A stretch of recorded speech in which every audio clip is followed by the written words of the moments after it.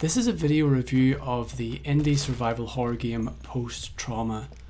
I was lucky enough to receive a press copy through survivalhorrors.com, a website that I started just over a year ago. If you'd prefer to read my written review, you can check out on the website. I'll drop a link in the description. I wasn't really sure what to expect going into this game, and from watching the trailers I assumed it would mostly take place in an underground train station. But the initial train station section is actually quite small, and we visit many other locations. We do come back to the train station eventually, but it's really not the main focus of the game. In fact, the initial train station section is actually quite short. Another thing I didn't expect was just how puzzle focused the game actually is. In hindsight, that really shouldn't have been a surprise, considering the game's biggest inspiration is Silent Hill 2. You actually start the game locked inside a train, and the only way to escape is by solving a puzzle. I initially thought this was really bad game design because people could get stuck on this train and effectively not be able to play the rest of the game. And I was really dying to just get off this train and see what the world was like, so I kind of was rushing and not paying attention, and that was the biggest mistake I could make, because with post-trauma you really have to pay close attention to your surroundings. Your environment is the clue. It's not like other survival horror games where you read through notes or you get some sort of items. Generally, you just have to look around the level and see what clues you can find. For example, on the train, you have to look at posters and try and work out what the answer to the puzzle is, but it's usually a visual clue. I'm more used to games that give you like text-heavy clues. You have to read journals or pieces of scrap paper you find. So it did take a while for me to adjust to exactly how post-trauma works. But once I started to get into it, I really loved this more visual approach to clues. I'm much more of a visual learner anyway, so I find it pretty refreshing just to be able to look around and not have to read like reams and reams of journal entries. Also, what this does is it makes you really stand back and pay attention to the environments. The atmosphere in post-trauma is brilliant. From the moment you step off the train, it's clear that a huge amount of care has went into the environments and set design. The creator of Post-Trauma has posted on Steam saying that some people seen the trailers and commented that Post-Trauma is the next Silent Hill, but to him that it's not, because of the team's limitations. And they hope to just manage expectations with that statement. But for me, there was times where Post-Trauma was on par with the Silent Hill 2 remake in its visuals and atmosphere, which is really remarkable when you think of the size of the team. This game started as a solo development project and gradually grew to a team of 3 or 5 people at different stages. So what this team have accomplished with limited resources is really impressive. I should caveat that Silent Hill 2 Remake was one of my favourite games last year, probably the best survival horror game last year, and Post-Trauma is not going to match the scale of something like Silent Hill 2 Remake.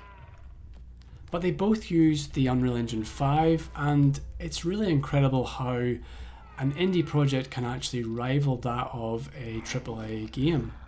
Some of the visuals I was playing, I actually just forgot I was even playing an indie game. It just felt like something that was really big budget. And again, that's probably because of the use of the engine, but also just how talented the team behind the game is. For example, the section where the individual bricks are moving in and out of the walls, I couldn't help but just stand and just really appreciate the environments, and I can't remember doing that in other survival horror games since the likes of Resident Evil 1 Remake, where you had these super impressive pre-rendered backgrounds that just looked like nothing else I had seen at the time. Well, actually that's not entirely true. Recently Tormented Souls gave me the same feeling.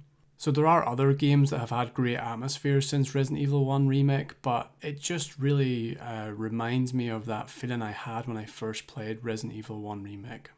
In order to achieve some of these effects, Post-Trauma used Unreal Engine's nanite technology. This allowed the artist to use the very high poly sculptures directly into the game without having to create optimized low poly versions of these models. I remember years ago seeing the demonstration for Nanite and just being really impressed and couldn't wait to actually play some games using it. I'm sure Silent Hill 2 Remake uses Nanite in parts, but this is the first time I've actually seen an indie team use it. I'm not saying it's the first time it's ever been done by an indie team, I'm just saying that this is the first game I've played that it was really noticeable that we had all these high poly models with really no performance issues or any type of slowdown. It felt like a really optimized game. I never really felt any issues or lag whenever there was like high poly things on screen. There weren't any times where any of the effects caused slowdown. The only thing I'll pick up on was whenever the maps would initially load, there was that kind of pop in, which is just a thing with Unreal Engine 5 from what I understand. It certainly was in Silent Hill 2 Remake. It's not something I would complain about. It really, once it loads in, you just can forget about it after that. It doesn't happen again. Overall, the Nanite system did its job. It felt like I was playing a very optimized game, even though in reality it wasn't optimized because the high poly models were being used. I know I've already said this, but it's worth emphasizing, this is not a combat heavy game. If you're looking for an intense action game, you're probably looking in the wrong genre. In post-trauma, not every battle has to be fought or won. Sometimes running is just as valid as fighting, and this is really true of most classic survival horror games, and it holds true here.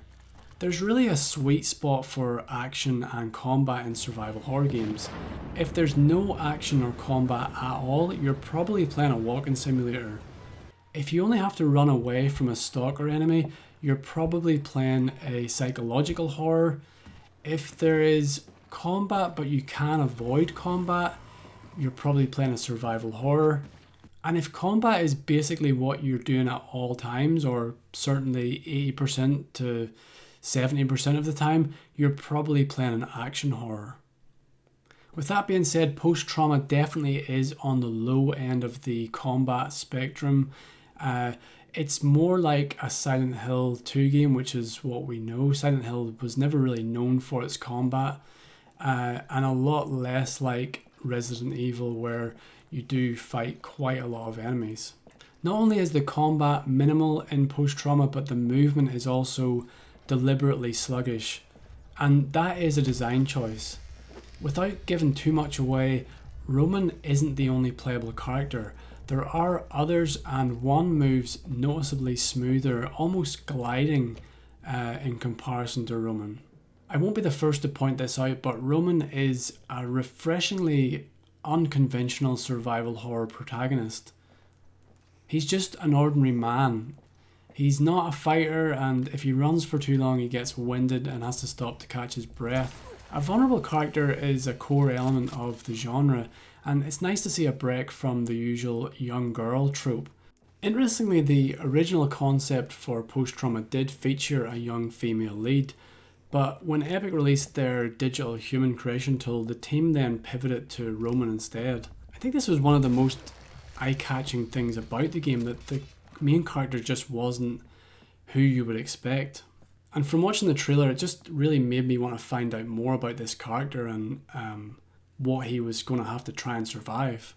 I want to take a moment to talk about the fixed cameras in post-trauma. They are about as well executed as fixed cameras as I've seen in a long time. It's not just about where the cameras are placed, but it's about how they're used to enhance the atmosphere and storytelling. For example, shortly after leaving the train at the start of the game, the camera follows from inside the carriage, sometimes obscuring the player, which I've rarely seen before, it just felt very cinematic. When you get to the end of the train, we have this really wide-angled shot of the inside of the train station. Something about this shot just made me want to stand still and just take it in. In the hospital archives, it tracks you from behind rows of bookshelves. And this isn't just atmospheric, it's also a really smart and practical choice, making it much easier to navigate this tight and cluttered space without getting really disorientated. I've played other indie horror games where the fixed camera is really awkward or limiting, but I'm glad to say that that's not the case here. Post-Trauma was clearly built with the fixed cameras in mind, and the team have put a lot of thought into how every frame is placed. They're also not afraid to experiment. Like, I liked how this camera angle was actually set outside the room. Having a fixed camera angle in a very small and cramped room is challenging, and it was interesting to see how they coped with these challenges. My final thoughts on Post-Trauma are that it might not be the next Silent Hill, but it doesn't have to be.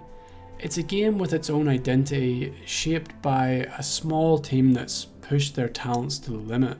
It might not have the budget or scale of a AAA game, but it more than makes up for it with the vision and atmosphere. This is a survival horror game that understands the genre's roots, and if you're looking for a new survival horror experience, Post-Trauma is definitely worth your time.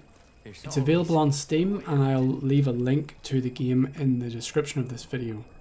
Thanks for watching, and if you'd like to check out some other survival horror games, I'll leave a link to survivalhorrors.com in the description too.